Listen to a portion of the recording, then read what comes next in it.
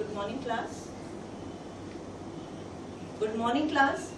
Today we are here to do one of the lesson from political science. The name of the chapter is Democracy and Diversity. First and foremost, you must know what is democracy. And in a class 10th, all the students are well versed with the actual definition of democracy, which means that it is a system of government or a form of government which is having the chosen representatives, and the people over here, that is the citizens, are having the universal adult franchise so that we can choose our representatives. And if we are not satisfied with the representatives, in the coming elections we can turn them out. So one word, that is democracy, is clear with you. Now we come to the second word, and that is diversity. Diversity means differences. And when we talk as an individual, children, we say that we have different identities. Now what are these identities? Like a student, you are boy or a girl, that is one difference, one identity. You are brother or sister, again next identity. Third identity, that you are studying in a school called as mark. Correct? So you are, first thing, a boy or a girl. You are a student of the particular school. You are having different hobbies, like, or you may take up any game or sport. You may be a student who are boarding the school bus, or you are a walker. So an individual in his whole life is having different identities. Clear? Now we talk about that how. What is the origin of social differences? Children, these are all differences. We are talking about all these differences. Now we talk about what is the origin of these differences. As origin of differences, there are two ways. One is by birth and another one is by choice. When we talk about social difference on the basis of birth, we may talk about our height, color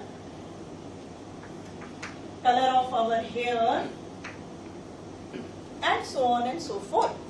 When we talk about choice, we say the school that we want to study, the subjects that we incorporate, our game of our own choice.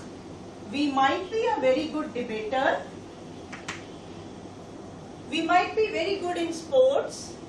We might be very good artist. That is all by choice.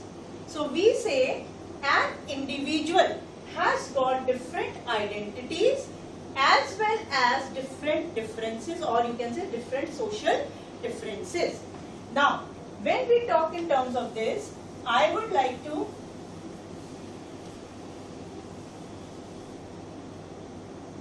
tell you a short story or an incident. The incident goes back in 1968, when during the time of the Mexico Olympics.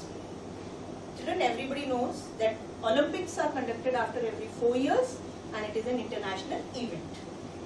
In 1968, the Mexico Olympics were held, and this was the time, children, in US when the blacks were fighting for their civil rights. As we know that USA has two different populations, or the ethnic populations of whites and blacks. The blacks were not given equal status and that is why they were fighting for their rights, and this movement was called as the Civil Rights Movement. Now we go back to the Mexico Olympics, where there was the medal ceremony held for the athletics. There were 3 athletes who stood or who got the gold medal, the silver medal and the bronze medal. The gold medal was backed by Tommie Smith. The silver medal was backed by Peter Norman, and the bronze medal was taken up by John Carlos.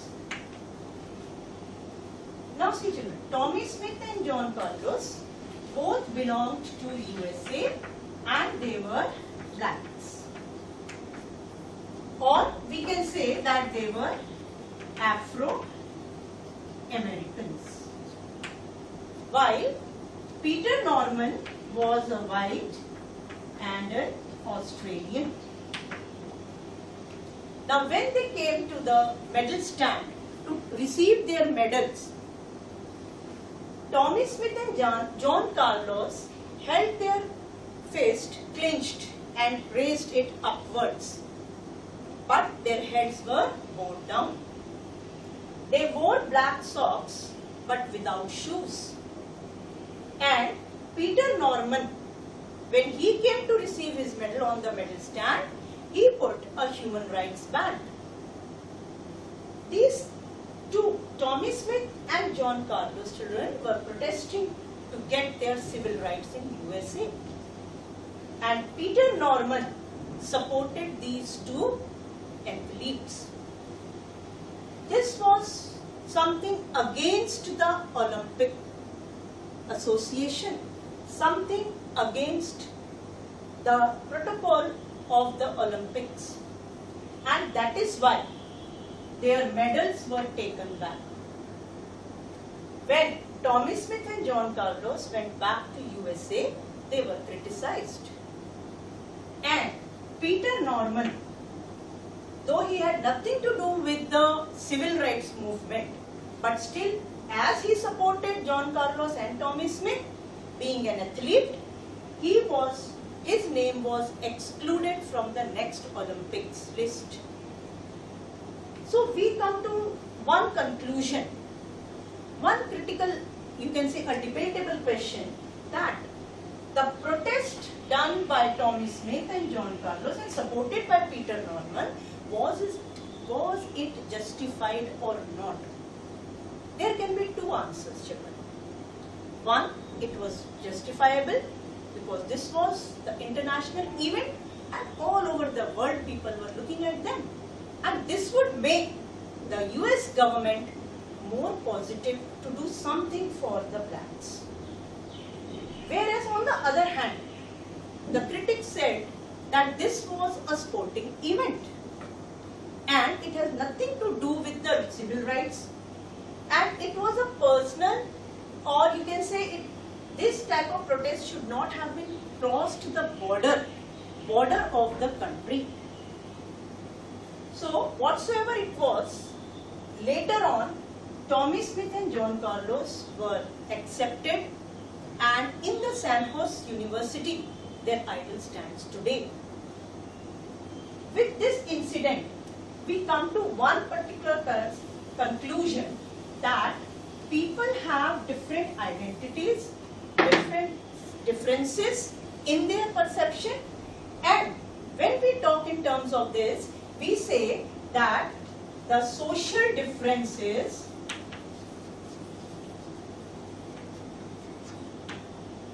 have 2 aspects. One aspect is that social difference would lead to social division,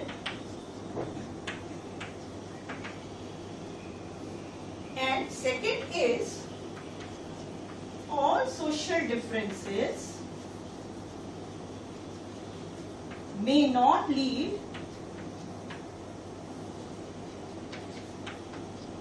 to social division. Again I repeat, social difference would lead to social division, or social differences may not lead to social divisions. Now how it will take place, that I will be explaining you one by one. Let us children first take this. Social difference would lead to social division. Now the question arises, how? Let's take an example. When we talk about USA, we say that blacks in USA are discriminated.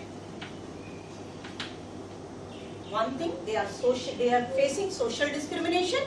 Second thing, blacks are homeless as well as they are poor. That means, as a community, blacks are discriminated socially. One, social difference. Second thing, children, they are homeless. Second social difference. And third thing, they are poor. That means they are having three differences. And what is happening over here? It is overlapping one another.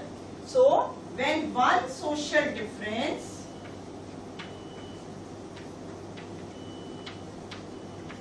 overlaps other social difference, it would lead to social division. Is it clear, beta? One social difference, when overlaps another social difference, it would lead to social division. Another example in this respect I can say, or we can just discuss, is where we are talking about overlapping of social differences. In India, Dalits are socially discriminated. Second thing, they are poor, and many of them are illiterates also. So this is again an example of overlapping social differences. Now we will take the second part, that is whether it leads to social division or not.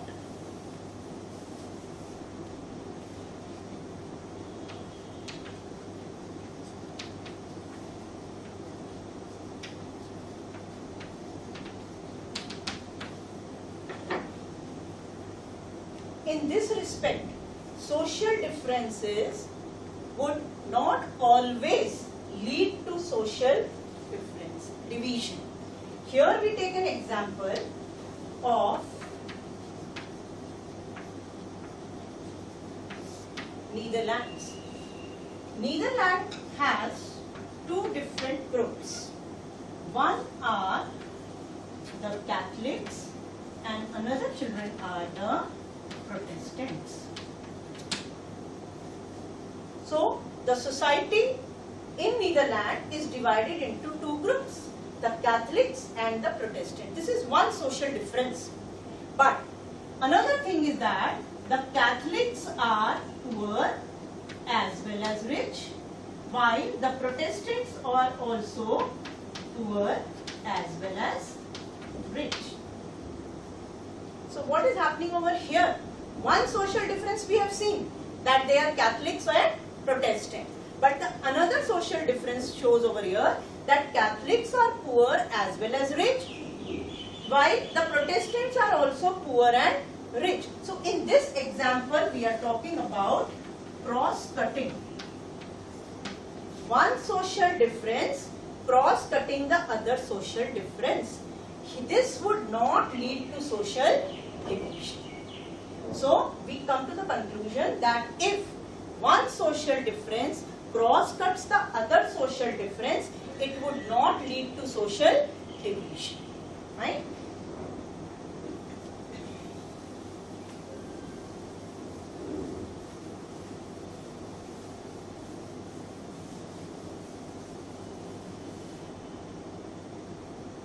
Now children, we will come to another topic, that is outcomes of social differences in politics. What happens when social differences are intermingled with politics, or how it is affecting the politics? Here we talk about three parameters. First is social difference. When we talk about the perception of identities.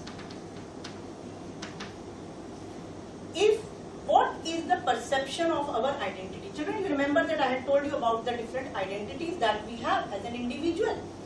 So when we talk about the perception of identities, what kind of perception do we have about our identity? If we say that first we are Indians and later on we are belonging to a particular state or a particular linguistic group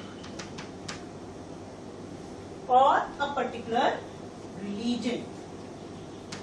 So if it is first, we are talking in terms of that we are Indians first and then we belong to a particular state, or we speak a particular language, or we are Hindus or Muslims or Christians or any other religion. If this situation arises, then the country would be united as we have in our own country. India is having a diverse population, and though the diversity exists, but still we are united. Fine? So we talk about this. But if it would be the other way, first we thought that we belong to a particular state or a particular language group or a particular religion, and then we are Indians, then it would result in disintegration.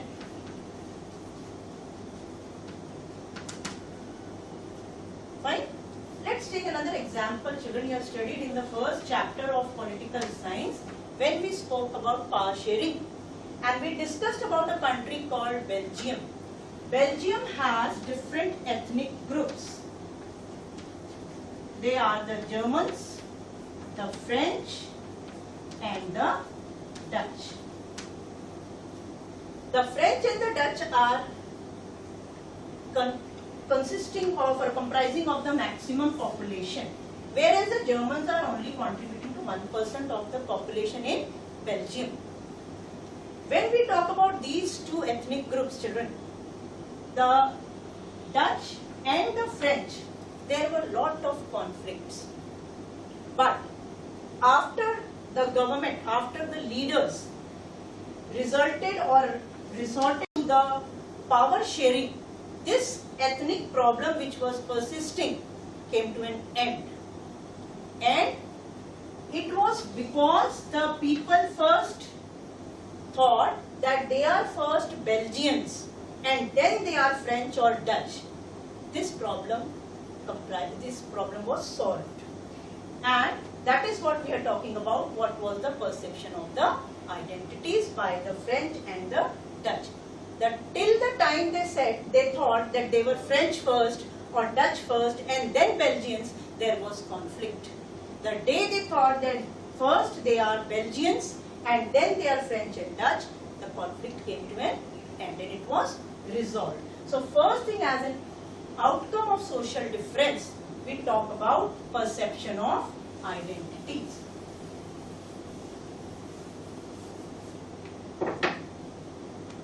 Second point over here for discussion is how demands are raised.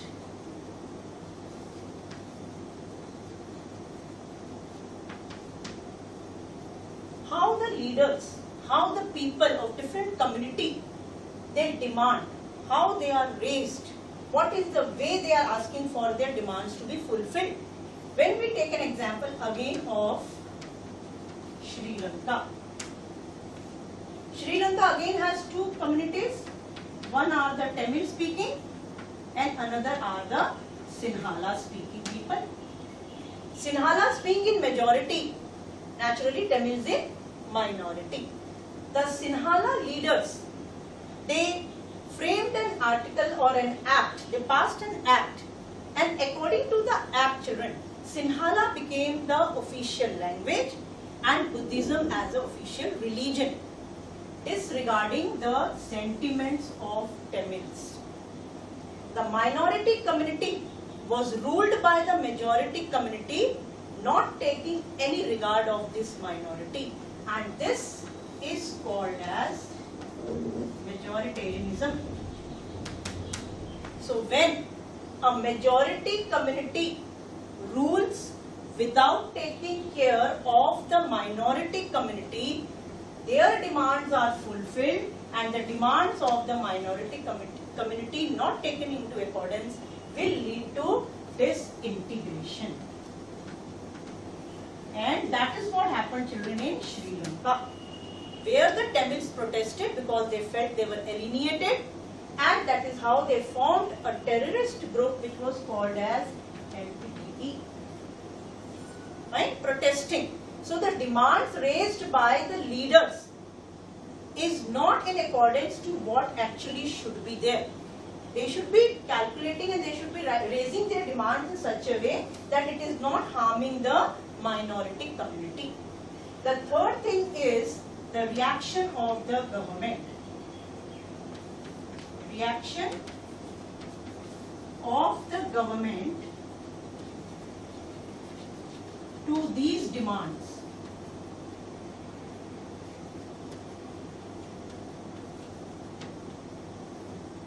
Children, in a democracy, naturally the role of the government is very, very important. How the demands raised by the different leaders are acceptable to the government, what is the reaction of the government, how the government whether accepts or takes up a midway. Now over here again we take an example of Sri Lanka. In Sri Lanka, the government took all the demands, accepted all the demands raised by the Sinhalas and not taking in accordance to the Tamil speaking people. And that is why this country faced lot of problems as far as unity of the country was concerned. Another example we take, children, of Northern Ireland. Northern Ireland is a part of United Kingdom, and here also there are two communities. One are the Catholics and another are the Protestants. Catholics are poor, Protestants are rich.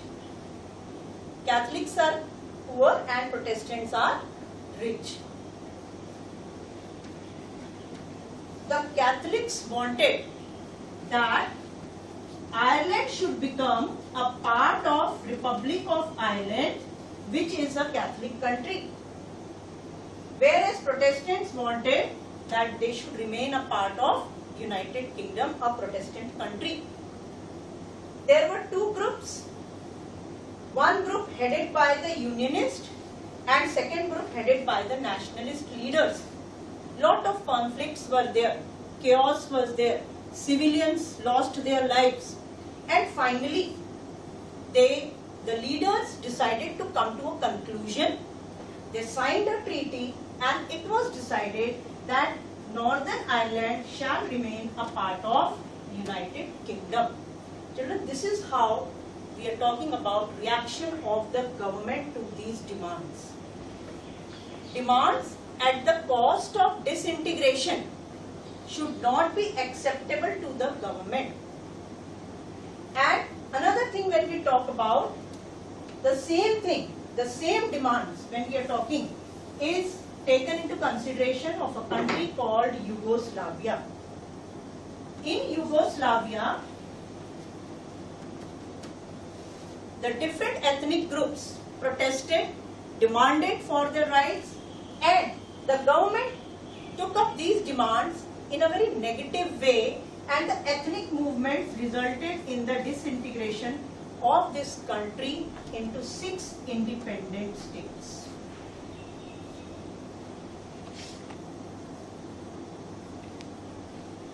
So again we say that though Northern Ireland was fortunate enough that it did not get disintegrated, Yugoslavia, children, was not a very fortunate country, and because of the ethnic problems and the insensitivity of the ethnic leaders, different leaders, the country got divided into 6 independent countries. Fine? So we sum up with this and we say that democracy is the only form of government which accommodates the different social diversities.